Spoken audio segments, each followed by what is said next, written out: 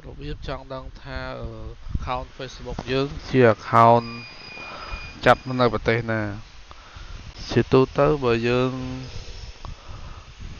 ចង់បង្កើត account ដែលមាន admin បរទេសយើងត្រូវបង្កើត account Facebook ដែលនៅស្រុកអាមេរិកឬក៏ប្រទេសណាដែល Facebook support ហើយយើងទុកចោលវាមួយអាទិត្យហើយចាំយើងចូលមកមើលក្នុង Facebook ហ្នឹងតើវាចាប់ primary នៅទីណាគេធ្វើបែបនេះដើម្បីយក account Facebook ហ្នឹងសម្រាប់ធ្វើជា admin បរទេសអញ្ចឹងឥឡូវយើងចូលមើល primary location របស់ Facebook មួយហ្នឹងដើម្បីចូលបានយើងចូលមកកាន់ Facebook យើងហើយបន្តមកទៀតយើងចូលចត្រេ3ហ្នឹង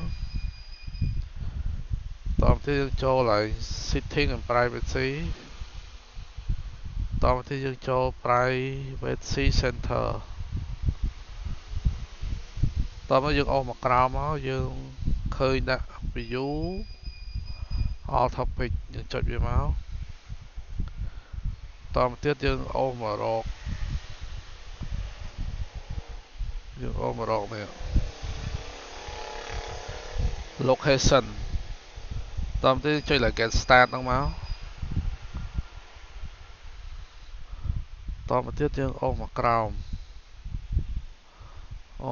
មកយើងនឹងឃើញដាក់យក primary location ភ្នំពេញចឹងមានថា Facebook ហ្នឹងចាប់ primary នៅប្រទេសកម្ពុជាมันអាចយកធ្វើជា admin សម្រាប់ Facebook បានទេសម្រាប់ page រកលុយតាម Facebook បានទេឧទាហរណ៍បើ admin ដែលរកលុយតាម Facebook បានមានប្រទេសថៃ